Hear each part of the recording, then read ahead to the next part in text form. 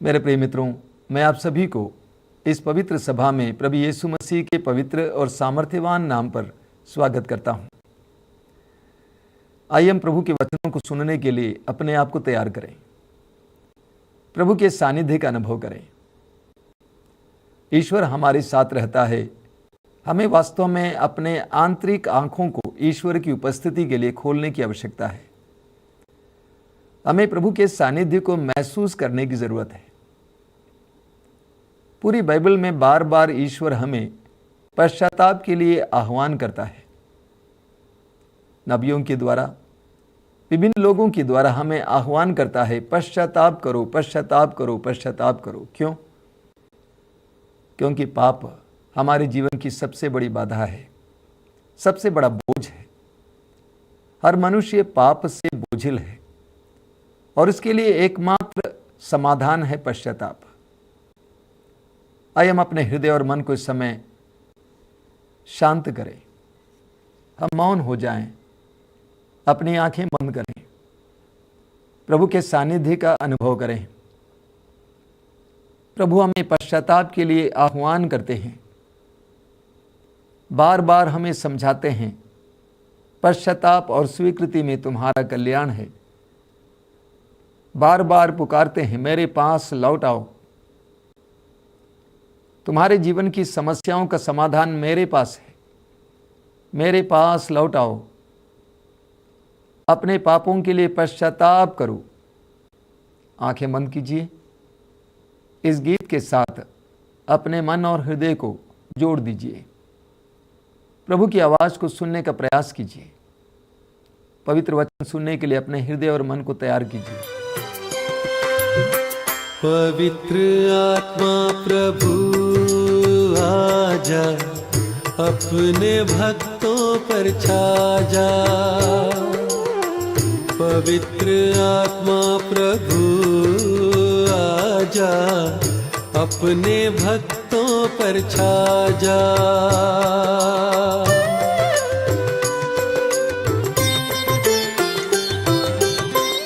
हमको पावन बना दे, दिल में ज्योति जगा दे। हमको पावन बना दे, दिल में ज्योति जगा दे। पवित्र आत्मा प्रभु आजा, अपने भक्तों पर छा जा। अपनी आंखें खोलें। मेरे प्रिय बंधुओं, प्रेरित चरित्र के अध्याय 2 में हमें पेंतकोस्ता त्योहार के बारे में पढ़ने को मिलता है। पेंतकोस्ता त्योहार वास्तव में यहूदियों का त्योहार था, फसल का त्योहार था, ईश्वर को धन्यवाद देने का त्योहार था। लेकिन उस त्योहार के दिन प्रभु यीशु मसीह के शिष्यों के जीवन में एक बहुत बड़ा कार्य हुआ, और वो कार्य था पवित्र आत्मा सशक्त रूप से उनके ऊपर उतरा और वे पवित्र आत्मा के द्वारा प्रदत्त बोली में प्रभु ईश्वर की स्तुति करने लगे। और वे ही शिष्य जो डरे हुए थे, समाज से डरे हुए थे, अपने में असुरक्षा महसूस करते थे, अब पवित्र आत्मा के सामर्थ्य से भर गए। पेंतकोस्त के त्योहार का यह अनुभव न केवल शिष्यों के लिए बल्कि देखने सुनने वालों के लिए भी आश्चर्य की बात थी।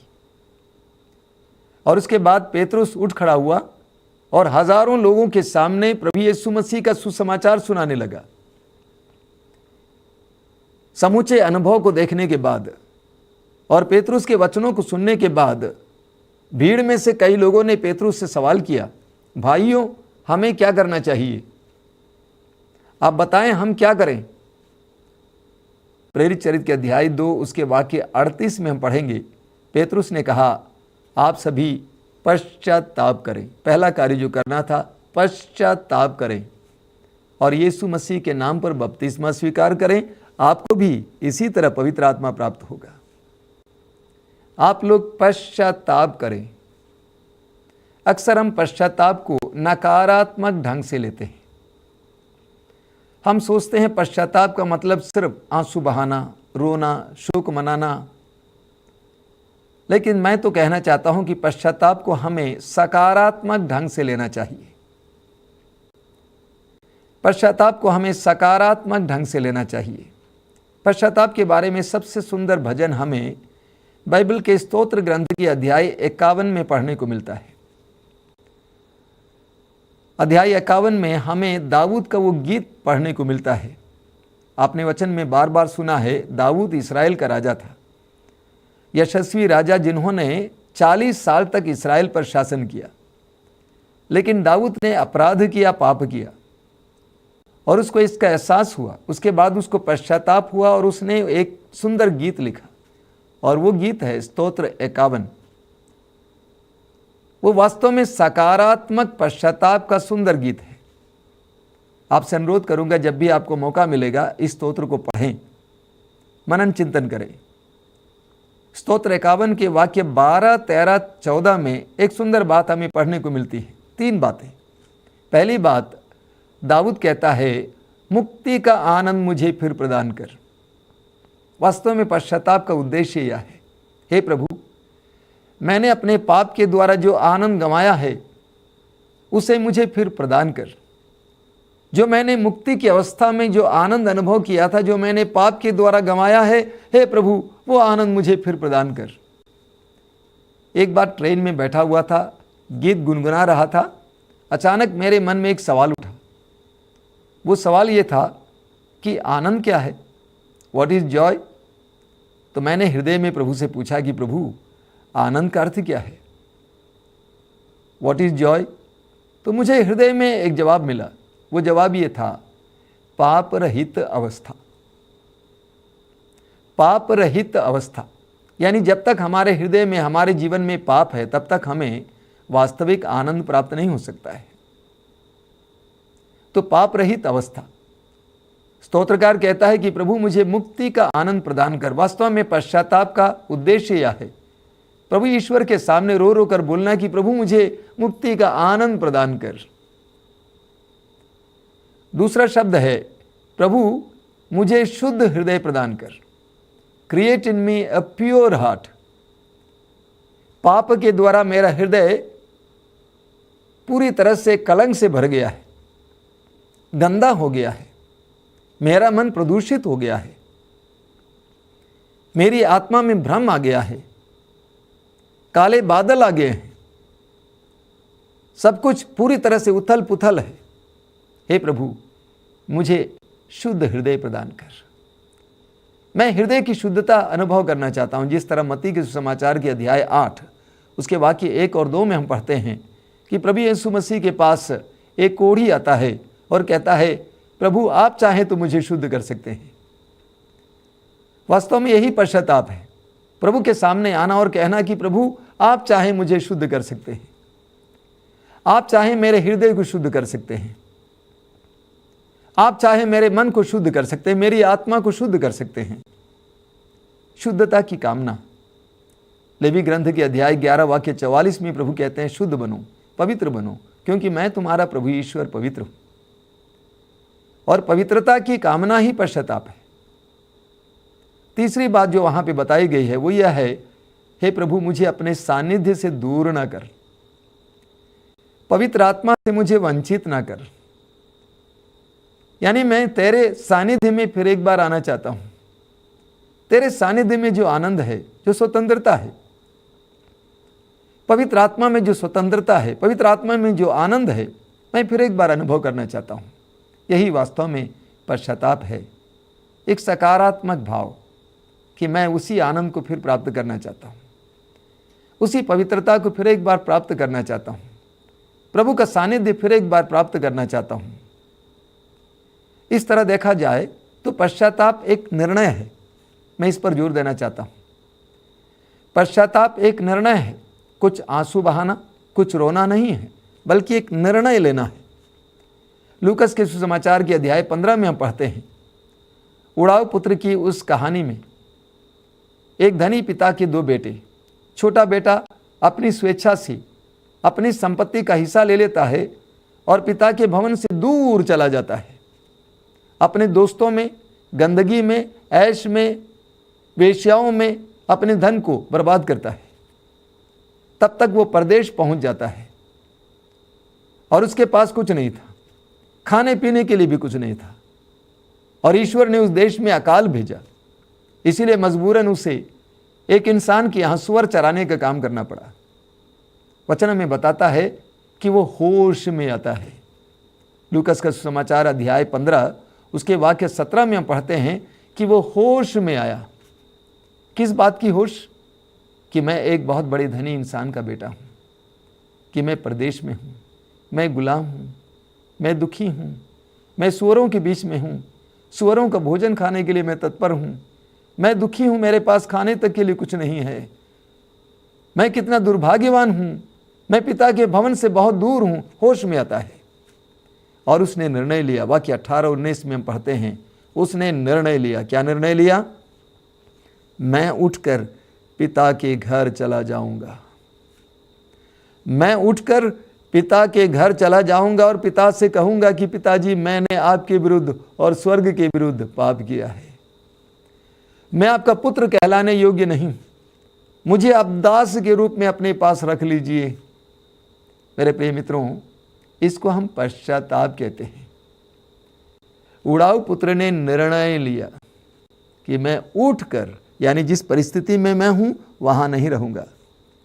मैंने कई विश्वासियों को देखा है जो पाप करते करते थक गए हैं और पाप में ही जीते हैं और पश्चाताप करते हैं, यानी अपने पापों के लिए अपने आप को दोषी ठहराते हैं। इस बात का ख्याल कीजिएगा, उड़ाऊ पुत्र सुअरों के बीच में बैठकर अपनी हालत पर सिर्फ पछता नहीं रहा था, अपने को दोषी नहीं ठहरा रहा था, अपने को कोस नहीं रहा था कि मैं कहाँ पहुँच गया हूँ, ये मेरी गलती है ना। उड़ाऊ पुत्र ने निर्णय लिया। क्या निर्णय? मैं उठकर पिता के घर चला जाऊंगा और पिता के सामने अपनी बातों को रखूंगा। मेरे प्रिय मित्रों, पश्चाताप एक निर्णय है। इसियास नबी के ग्रंथ के अध्याय 30 उसके वाक्य 15 प्रभु कहते हैं, पश्चाताप और स्वीकृति में तुम्हारा कल्याण है। पश्चाताप और स्वीकृति में तुम्हारा कल्याण है। हमारा कल्याण पश्चाताप और स्वीकृति में है। जब हम अपनी अवस्था को स्वीकार करते हैं, अपने पापों को स्वीकार करते हैं और प्रभु की ओर वापस चलते हैं, तब हमारा कल्याण शुरू होता है।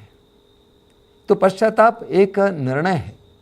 मत्ती के सुसमाचार के अध्याय 3 उसके वाक्य 8 में यूहन्ना बपतिस्ता कहते हैं, पश्चाताप का उचित फल उत्पन्न करो। बहुत जबरदस्त वचन है। पश्चाताप का उचित फल उत्पन्न करो, यानी यूहन्ना बपतिस्ता कहते हैं कि पश्चाताप का फल होता है। मेरे प्रिय मित्रों, जब हम सच्चा पश्चाताप करने लगते हैं, हमें पश्चाताप का फल देखने को मिलेगा। जब हम सच्चा पश्चाताप करने लगते हैं, हमारे जीवन में एक बहुत बड़ा चमत्कार होगा। हमारे परिवार में हमारे पश्चाताप का उचित फल देखने को मिलेगा। हमारे काम काज में हमारे पश्चाताप का फल देखने को मिलेगा। हमारे खेतों में हमारे पश्चाताप का फल देखने को मिलेगा। हमारे रिश्तों में पश्चाताप का फल देखने को मिलेगा। हमारे बच्चों में हमारे पश्चाताप का फल देखने को मिलेगा। प्रभु का वचन कहता है, पश्चाताप का उचित फल उत्पन्न करो। पश्चाताप का उचित फल उत्पन्न करो। मेरे प्रिय मित्रों, सुसमाचार में हमें बहुत सारे उदाहरण मिलते हैं जहां पर हमें पश्चाताप का फल देखने को मिलता है। यूहन्ना के पहले पत्र की अध्याय 1 उसके वाक्य 8 में हम पढ़ते हैं, संत यूहन्ना कहते हैं, यदि हम कहते हैं कि हम निष्पाप हैं तो हम अपने आप को धोखा देते हैं और हम में कोई सत्यता नहीं है। यदि हम कहते हैं कि हम निष्पाप हैं और हमने कोई पाप नहीं किया है तो हम में कोई सत्यता नहीं है, हम अपने आप को धोखा देते हैं। लेकिन ठीक इसके विपरीत अगले वचन में यूहन्ना का पहला पत्र अध्याय 1 वाक्य 9 में पढ़ते हैं, यदि हम अपने पापों को स्वीकार करेंगे तो प्रभु हमारे पापों को क्षमा करेगा और हमें हर अधर्म से बचाएगा।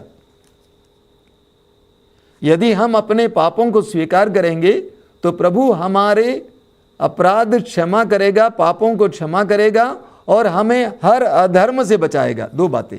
पहली बात, जब हम अपने पापों को स्वीकार करते हैं, प्रभु हमारे पापों को क्षमा करते हैं। दूसरी बात, हमें हर अधर्म से बचाते हैं।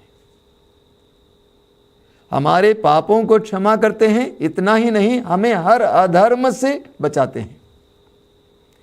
जब एक शराबी नशेड़ी अपने नशे की उस अवस्था के लिए प्रभु के सामने रो रो कर माफी मांगता है, उसे न केवल उसके पापों की क्षमा मिल जाती है, बल्कि उसके उस बुराई से वो बचाया जाता है। हमें ऐसे बहुत सारे लोगों को देखने को मिला है जो प्रभु के सामने आकर रो रो कर प्रार्थना करते हैं, हृदय खोलकर प्रार्थना करते हैं, अपने पाप के लिए क्षमा मांगते हैं। प्रभु ने न केवल उसके पापों को क्षमा किया, बल्कि उसे अधर्म से बचा लिया, उस बुरे आदत से बचा लिया, उस बुरी संगति से बचा लिया, उस बुराई से बचा लिया। इस्यास नबी के ग्रंथ के अध्याय 44 उसके वाक्य 22 में हमें पढ़ने को मिलता है। प्रभु कहते हैं, मैंने बादल की तरह तुम्हारे अपराध और कोहरे की तरह तुम्हारे पाप मिटा दिया। मेरे पास लौटो, क्योंकि मैं तुम्हारा उद्धारक हूं। इस्यास नबी के ग्रंथ के अध्याय 43 उसके वाक्य 25 में प्रभु कहते हैं, 43 उसके वाक्य 25 में प्रभु कहते हैं, मैं वही हूं जो अपने नाम के कारण तुम्हारे सब अपराध धो डालता है।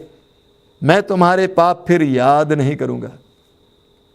प्रभु कहते हैं कि मैं अपने नाम के कारण तुम्हारे सब अपराध धो डालता हूं और मैं तुम्हारे पापों को याद नहीं करूंगा। देखिए प्रिय मित्रों, ईश्वरीय प्रेम का सामर्थ्य, ईश्वरीय दया की, करुणा की शक्ति देखिए। आप कितने ही बड़े अपराधी होंगे, आपने अपनी सारी जिंदगी को पाप में गुजारा होगा, लेकिन प्रभु कहते हैं कि मैंने तुम्हारे पापों को, अपराधों को कोहरे की तरह, बादलों की तरह मिटा दिया है। मैं अपने नाम के कारण तुम्हारे सब अपराधों को धो डाला है। ईश्वरीय प्रेम की शक्ति, चमत्कार देखिए। यह है सच्चे पश्चाताप का फल। जब हम अपने पापों को स्वीकार करते हैं, प्रभु हमारे साथ यही करते हैं। एजेकिएल नबी के ग्रंथ के अध्याय 18 में प्रभु का वचन हमें सिखाता है कि जब कोई पापी, अपराधी अपने पाप को छोड़कर वापस आता है प्रभु के पास, तो प्रभु उसको क्षमा करता है, उसकी सारी बुराइयों को भूल जाता है। जब कोई भी इंसान अपने पापों के लिए पश्चाताप करता है, प्रभु ईश्वर अपने अनंत प्यार में, अपनी करुणा में उसके सारे पापों को मिटा देता है, पाप के कलंक को मिटा देता है। होशिया के ग्रंथ के अध्याय 6 में उसके वाक्य 1 में पढ़ेंगे, चलो हम प्रभु के पास लौटें, उसने हमें घायल किया, वही हमारी घावों पर पट्टी बांधेगा, वही हमें चंगा करेगा। पश्चाताप का उचित फल उत्पन्न करो। बाइबल में हमें बहुत सारे उदाहरण मिलते हैं। आपने सुसमाचार में मगदलीना के बारे में सुना है, मरियम मगदलीना। मरियम जिसके नाम के साथ अपने कस्बे या नगर का नाम जुड़ा हुआ था, क्योंकि वह नामी वेश्या थी। आज उसी मरियम मगदलीना को हम संत कहते हैं। कैथोलिक कलीसिया में उनको संत कहा गया है और हम कहते हैं, हे संत मरियम मगदलीना, हमारे लिए प्रार्थना कर। मेरा सवाल यह है, उस वेश्या मरियम मगदलीना को संत बनाने वाली चीज क्या है? वो कौन सी बात है? पश्चाताप। सच्चा पश्चाताप हमारे जीवन में चमत्कार ला सकता है। चलिए हम कलवारी पहाड़ की उस गोलगोथा की चोटी पर पहुंचे। सुसमाचार में बताता है कि जब प्रभु यीशु मसीह क्रूस पर लटके हुए थे, उनके दाएं बाएं 2 डाकू भी लटकाए गए थे। जो डाकू बाएं तरफ था वो प्रभु यीशु मसीह की अवहेलना करता रहा, उपहास करता रहा, लेकिन जो डाकू दाहिने तरफ लटका हुआ था उसने प्रभु यीशु मसीह को पहचान लिया, उनके अंदर की ईश्वरीयता को पहचान लिया। ये पहचान लिया कि ये साधारण इंसान नहीं है। उनके हाव भाव से, उनकी प्रार्थनाओं से, उनकी बोली से और उनके सानिध्य से महसूस किया कि ईश्वर है, ईश्वर का पुत्र है, ईश्वर का सानिध्य है। और इसलिए अपनी जिंदगी के उस अंतिम क्षण में उस डाकू ने प्रभु यीशु मसीह को पुकारा और कहा कि हे यीशु, जब तू अपने राज्य में होगा मुझे भी याद करना। जब तू अपने राज्य में होगा मुझे भी याद करना। कितने सुंदर पश्चाताप की अभिव्यक्ति है। अपनी जिंदगी के अंतिम पलों में वो पश्चाताप करता है कि मैं जो भोग रहा हूं मेरे पापों के कारण है, मेरे अपराधों के कारण है, लेकिन जब तू अपने राज्य में होगा मुझे भी याद करना। सुसमाचार में बताता है प्रभु यीशु मसीह ने उससे कहा, मैं तुमसे सच सच कहता हूं आज ही तुम मेरे साथ परलोक में होगे। मैं सच सच कहता हूं आज ही तुम मेरे साथ परलोक में होगे। यानी जीवन के अंतिम पलों में जब उसने अपने अपराधों के लिए प्रभु से माफी मांगा, क्षमा याचना की, अपने पापों को स्वीकार किया, तो प्रभु यीशु ने उसके लिए स्वर्ग के द्वार को खोल दिया। प्रभु यीशु ने उसके अंतिम क्षणों में उसके लिए स्वर्ग के द्वार को खोल दिया, कृपाओं के द्वार को खोल दिया।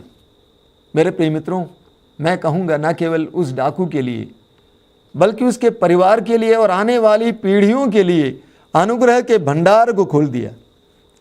क्योंकि मेरा पूर्ण विश्वास है यदि वो डाकू अपने पापमय अवस्था में मरा होता तो उसकी अशांति उसके परिवार पर पड़ती, आने वाली पीढ़ियों पर पड़ती। लेकिन ठीक इसके विपरीत उस डाकू के पश्चाताप के द्वारा अनुग्रह का भंडार उसके परिवार के लिए खुल गया। जब एक परिवार का मालिक पश्चाताप करता है, परिवार की मालकिन पश्चाताप करती है, उसके परिवार के लिए, उसके बच्चों के लिए अनुग्रह का भंडार खुल जाता है। पश्चाताप का उचित फल उत्पन्न करो। हम प्रभु यीशु मसीह के शिष्य पेतरुस पर मनन करेंगे। हम जानते हैं यूदस ने प्रभु यीशु मसीह को पकड़वाया, लेकिन पेतरुस ने भी कोई कम अपराध नहीं किया। पेतरुस ने यीशु मसीह का अस्वीकार किया, इनकार किया। लेकिन दोनों में फर्क क्या है? यूदस को सिर्फ अपने पाप का एहसास हुआ, वह प्रभु की ओर नहीं मुड़ता है। लेकिन ठीक इसके विपरीत पेतरुस यीशु की ओर मुड़ता है। उसने यीशु को देखा और आंसू बहाया, पश्चाताप की आंसू। नतीजा क्या है? प्रभु यीशु मसीह ने पेतरुस को अपने नए समुदाय का, कलीसिया का अगुआ बनाया। यूहन्ना के सुसमाचार के अध्याय 21 उसके वाक्य 15 से 17 तक में हम इस बात को पढ़ते हैं। पश्चाताप का उचित फल उत्पन्न करो। सबसे सुंदर उदाहरण हमें मिलता है लूकस के सुसमाचार के अध्याय 15 का, उड़ाऊ पुत्र का उदाहरण, जिसके बारे में कुछ देर पहले हमने मनन चिंतन किया। उड़ाऊ पुत्र ने निर्णय लिया कि मैं अपने पिता के भवन जाऊंगा और पिता से कहूंगा कि मैंने आपके विरुद्ध और स्वर्ग के विरुद्ध पाप किया है। मैं आपका पुत्र कहलाने योग्य नहीं हूं, मुझे अपने दास के रूप में अपने यहां रख लीजिए। इतना कहने के बाद सुसमाचार में बताता है, प्रभु यीशु मसीह हमें बताते हैं कि उड़ाऊ पुत्र अपने पिता के भवन की ओर चल पड़ता है। बहुत ही रोचक बात है। सुसमाचार में आप पढ़ेंगे अगला दृश्य, प्रभु यीशु मसीह बताते हैं, पिता ने पुत्र को दूर से देखा। पिता ने पुत्र को दूर से देखा और वो दया से द्रवित हुआ, अपने आप को रोक नहीं पाया। अंग्रेजी में उसका अनुवाद है, he was moved with compassion. यानी उसमें इतनी करुणा दया आई कि अपने आप को रोक नहीं पाया, अपने पुत्र की ओर दौड़ पड़ता है। पुत्र की सारी गंदगी के साथ उसको गले लगाता है, उसको चूमता है, पुत्र की बातों को सुनता नहीं है। ठीक इसके विपरीत पुत्र के लिए सब कुछ का प्रबंध करता है। पिता कहता है नौकरों से, इसके लिए अंगूठी ले आओ, चप्पल ले आओ, अच्छे कपड़े ले आओ, इसके लिए भोज की तैयारी करो। पुत्र ने जो कुछ गंवाया था, पिता ने वहां सब कुछ वापस दिया, कई गुना वापस दिया। पुत्र ने समाज के सामने अपने आप को नीचे गिराया था, अपना स्वयं का अपमान किया था, पिता का, परिवार का अपमान किया था। पिता उसके लिए भोज की तैयारी करके उसको सम्मानित करने के लिए तैयार है। पुत्र ने सब कुछ बेच डाला था, अंगूठी तक की बेच डाला था। उसको अधिकार वापस देते हुए पिता उसको अंगूठी पहनवाता है। उसके पैरों पर चप्पल नहीं थी, उसको फिर एक बार जूते चप्पल पहनाकर सम्मान प्रदान करता है। मेरे प्रिय मित्रों, यह पश्चाताप का उचित फल है। एक सुंदर दृष्टांत है, और दृष्टांत में जो कुछ हुआ वे सारी बातें हमारे जीवन में भी तब प्रकट होंगी जब हम भी सच्चा पश्चाताप करेंगे। आइए हम प्रार्थना करें। अपनी आंखें बंद कीजिए, अपने दोनों हाथों को अपने सीने पर लगाइए। ईमानदारी से समय प्रभु के सानिध्य में उपस्थित हो जाइए। अपने हृदय में प्रभु से कहिए कि प्रभु जी मुझ पर दया कर, मेरे परिवार पर दया कर, परिवार के सदस्यों पर दया कर। हमने पाप किया है, हमने अपराध किया है, मन वचन कर्म से पवित्रता के विरुद्ध कार्य किया है, विश्वास के विरुद्ध पाप किया है, प्रेम और न्याय के विरुद्ध पाप किया है, शांति के विरुद्ध पाप किया है। हम पर दया कीजिए। जिस तरह तूने अपने पवित्र वचन में कहा है, हमारे पापों को धो डालिए, हमारे कलंक को मिटा दीजिए, हमें शुद्ध कीजिए, पवित्र कीजिए, हमें पश्चाताप का उचित फल प्रदान कीजिए, हमें मुक्ति का आनंद फिर प्रदान कीजिए, हमारे हृदयों को शुद्ध कीजिए, हमें तेरे सानिध्य के करीब ले आइए, हमें तेरा सानिध्य प्रदान कीजिए, हमें पवित्र आत्मा प्रदान कीजिए। दयालु पिता, इन वचनों को सुनने वाले तेरे बच्चों को इस समय आशीर्वाद दीजिए, सच्चे पश्चाताप का अनुग्रह दीजिए, सच्चे पश्चाताप के द्वारा परिवार में और अपने जीवन में तेरी कृपाओं को पुनः अनुभव करने की कृपा दीजिए। धन्यवाद पिता, तेरी स्तुति, तेरी महिमा हो तेरे पवित्र पुत्र के नाम पर, प्रभु यीशु मसीह के पवित्र नाम पर। हर प्रकार के रोग से, हर प्रकार की बुरी आदतों से इसी वक्त मेरे भाइयों को, मेरी बहनों को छुटकारा मिले। धन्यवाद पिता, तेरी स्तुति, तेरी महिमा।